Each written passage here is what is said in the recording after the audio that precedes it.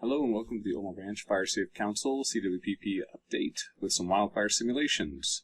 We're going to take a look at the area, which you can see in the satellite view here. Mostly we're looking at Omo Ranch Road and then Slug Gulch Road and that intersection there.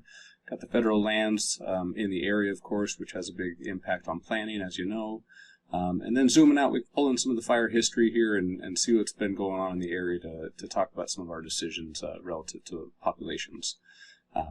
So we see there's definitely a large history of fire in the area, and as we zoom out further, we can see the other ones. In the top left, you'll see the sand fire, a little closer in here. We've got a few that are older, some from the 90s back to the 20s, a little in the 50s there, nothing real recent of size. And here we can see that topography with the low represented in violet and the high represented with red. Pretty much we see left to right that consistent increase in elevation. So pulling in the projects here that we've got, Omo Ranch 1, 2, and 3. Mostly we did the evacuation routes, but they will have some fire effects, as we'll see.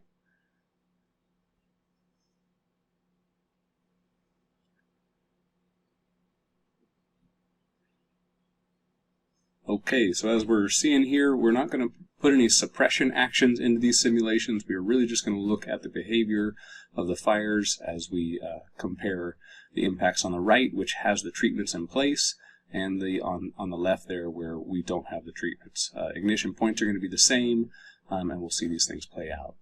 So these here are taking place with the northeasterly, more easterly in this area, using some of the local weather stations, more direct east than northeast you see in other areas. But we're using that as the wind influence, of course, just thinking about the late dry season, September, October, and some of the trends that we see there with weather patterns. You know, again, we're seeing the fire as it bumps the road there. It is getting some slowdown, but it's not a complete block, right? We don't have any suppression efforts going on there, but we do have that reduced fire activity as well as the delay in time that the fire moves around. Subtle differences here, but as you see it moving along parallel to the road, where the treatments are in place, we can see a real reduction there on spreading into the rest of the community.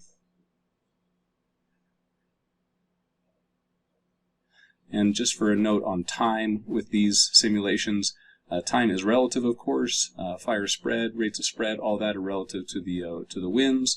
But these are played out on the winds that you see above at the 20-foot level, so a little bit less, probably about half as much at eye level. So about 10-mile-an-hour winds that you'd experience at eye level. But for the simulations, that's effective for the 20-foot level, having that 20-mile-per-hour wind up top there. But again, to the time, the chronological kind of dynamic here, it is relative again, so simulations, they're not all right, but some are real useful. In this case, time is played out at a fairly exponential rate, so this would be over a series of days potentially, but there again, back to the conditions of wind, it could happen a lot faster with more winds, and we might see some difference in that fire directional spread as it overcomes the topography component.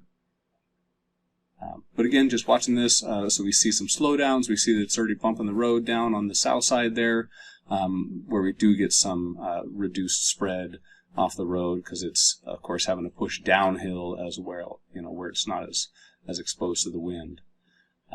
So those are the two northeast simulations, and we're going to take a look at a southwest with an ignition current along the roadside. Again, you might have, you know, we're not going to stop anything as it occurred on the inside of that road there, but you do get some initial slowdowns as far as spread, and that's with that kind of a general summer trend of southwest winds, a little lower speed, so probably about 7.5 miles per hour at eye level and 15 miles per hour at the 20-foot level. So again, we bumped the road there, Slug Gulch Road, I believe, and then it's starting to make its way into the canyon, but with a little bit reduced points of ignition across the side there, and then of course slowing down at the junction of Omo Ranch Road and Slug Gulch. So you know, with that southwest, you see some of that alignment with the canyon there, is it on the southeast side of the fire, and anyway, so you know, definitely when things come into alignment, that's what we want to plan for, and using ridges like like Barry's done here has really emphasized that strategic advantage. Okay, thanks so much. I hope you've enjoyed it.